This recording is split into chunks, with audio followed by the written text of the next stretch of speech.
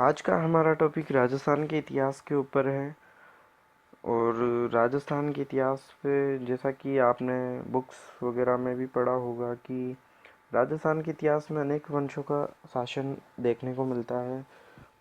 लेकिन उसी में मेवाड़ और मारवाड़ वंश का शासन महत्वपूर्ण होता है। और एग्ज़ाम से रिलेटेड क्वेश्चन, ज़्यादातर क्वेश्चन इन्हीं से पूछे जाते हैं, जैसा कि आप वीडियो में पिक को देख रहे होंगे, कि जिससे आप समझ गए होंगे कि आज का हमारा टॉपिक क्या है।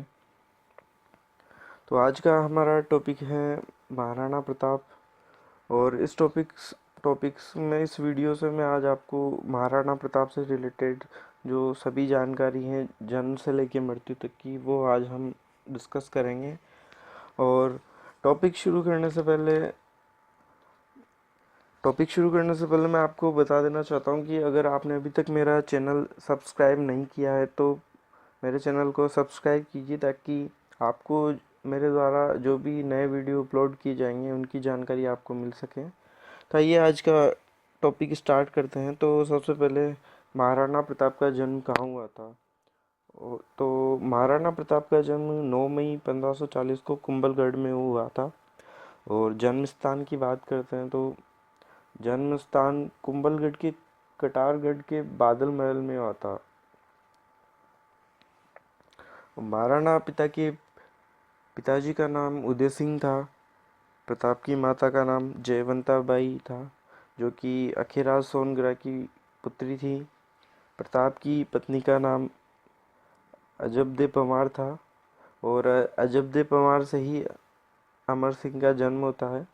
और प्रताप का घोड़ा जो चेतक है। और उसके बाद महाराणा प्रताप के राज्याभिषेक की बात करते हैं तो राज्याभिषेक 28 फरवरी 1572 को गोगुंदा में हुआ था। और जो अभिषेक का राज तिलक कृष्णदास ने किया था, प्रताप को कमर में तलवार बांधकर। और दूसरा राज्याभिषेक कुंभलगढ़ किले में हुआ था। और जब ये अभी दूसरा राज्याभिषेक हुआ था तो मारवाड़ के चंद्रसेन ने इसमें भाग लिया था, जिसको मारवाड़ का भूला बिसरा राजा भी कहते हैं। अब महाराणा प्रताप के घोड़े का नाम चेतक है। और जब उसकी मृत्यु हुई थी तो जहाँ पे उसकी मृत्यु हुई तो उस वहीं पे उसकी छतरी बनाई गई। तो बलीचा उदयपुर में चेतक की छतरी है। और अगर महाराणा प्रताप की छतरी की बात करें तो बारडोली उदयपुर में महाराणा प्रताप की छतरी है। अब महाराणा प्रताप को कुछ उपनामों से संबोधित किया गया था। इस और उन उपनाम महाराणा प्रताप की कुछ विशेषता के कारण उनको प्रदान किए गए थे। तो इस प्रकार उपनामों में राणा की का, नलियागति, पाथल, गज केसरी, नीला घोड़ा, असवार, मेवाड़ केसरी। अब इन जो महाराणा प्रताप को जो उपनाम दिए गए थे, इनका क्या रीज़न था, ये उपनाम क्यों दिए गए हैं, तो उसी पे डिस्कस कर। राणा की का महाराणा प्रताप को पहाड़ी क्षेत्रों में भीलों द्वारा राणा की का कहा जाता था। और जो छोटे बच्चों का संबोधन सूचक शब्द है। और इस नाम का प्रयोग मुस्लिम इतिहासकारों ने महाराणा प्रताप को संबोधित करते हुए किया था। उसके बाद मैं बात करता हूँ नलियाकती। जैसा कि अकबर ने 4 बार महाराणा प्रताप को जो दल भेजा था, जिसकी ट्रिक जमा भट्टो है, तो जो दल भेजा था, लेकिन उसके बाद भी महाराणा प्रताप ने अकबर की अधीनता को स्वीकार नहीं किया गया था। तो इसी इसी इसी के कारण नलियाकती का जो उपनाम अबुल फजल ने महाराणा प्रताप को दिया था।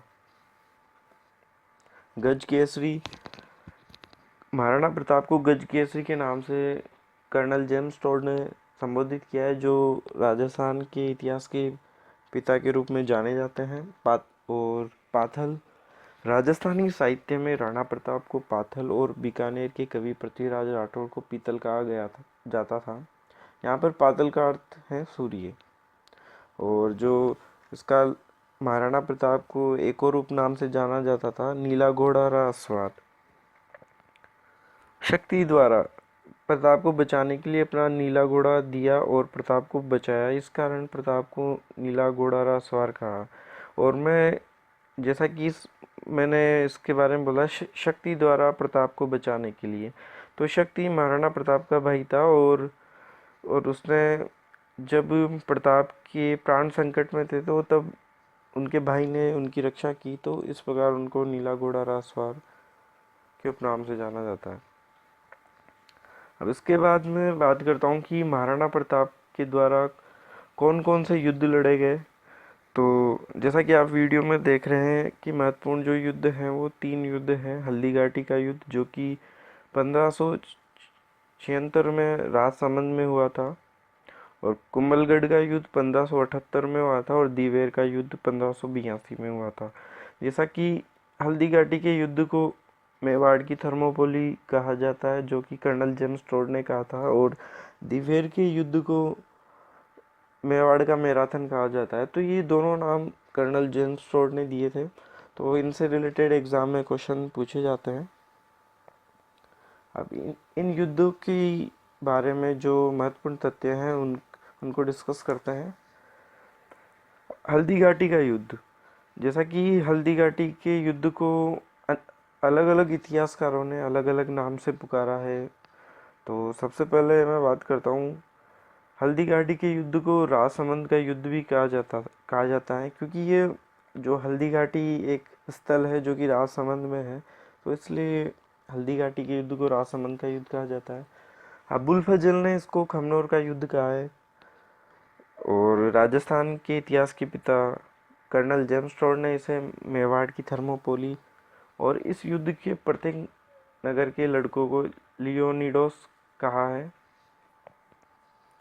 और जैसा कि कर्नल जेम्स टोड ने अपनी पुस्तक एनाल्स एक्टिविटीज़ ऑफ राजस्थान में पहली बार इस युद्ध को हल्दी घाटी का युद्ध का नाम दिया, जो कि 1829 में जारी हुई थी। कर्नल जेम्स टोड की ये बुक प्रसिद्ध इतिहासकार गोपीनाथ शर्मा ने इस युद्ध को अनिर्णित युद्ध की संज्ञा दी है, और कुछ इतिहासकारों ने इसको बनास का युद्ध कहा है, क्योंकि ये बनास नदी के निकट हुआ था, तो बनास का युद्ध कहा है।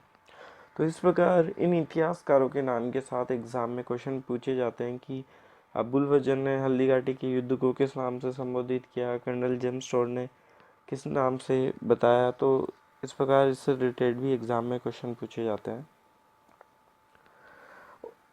अब हल्दी घाटी का जो युद्ध हुआ था उसमें हाथियों के द्वारा सर्वप्रथम युद्ध स्टार्ट हुआ था, तो वहाँ पे जो हाथी थे उनके नाम से रिलेटेड एग्जाम में क्वेश्चन पूछे जाते हैं। तो देखते हैं कि कौन कौन से हाथियों द्वारा वहाँ पे युद्ध था। तो सबसे पहले मर्दाना हाथी, जो कि हल्दी घाटी के युद्ध में मानसिंह के हाथी का नाम था। जैसा कि अकबर की ओर से मानसिंह सेनापति था अकबर का, तो उसके हाथी का नाम मर्दाना हाथी था, और उसके अलावा गजमुक्त और गजरात नामक हाथी भी मानसिंह की सेना में शामिल थे।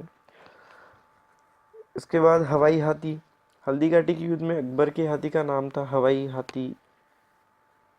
उसके बाद राम प्रसाद, जो कि महाराणा प्रताप का सबसे प्रसिद्ध हाथी था, जो कि हल्दी घाटी के युद्ध के पश्चात उसे अकबर अपने साथ ले गया और उसका नाम बदलकर वीर प्रसाद रख दिया। और महाराणा प्रताप की मृत्यु 19 जनवरी 1597 को चावंड में हुई। और इसके बाद महाराणा प्रताप से रिलेटेड जो भी जानकारी थी वो मैंने आपके साथ शेयर की। और उसके बाद मेरा जो भी नेक्स्ट वीडियो आने वाला है, तो उसकी जानकारी प्राप्त करने के लिए मेरे चैनल को सब्सक्राइब करें, और जो भी मेरे द्वारा जो भी नए वीडियो अपलोड किए जाएंगे ताकि उनकी जानकारी आपको मिल सके। और आपको मेरा वीडियो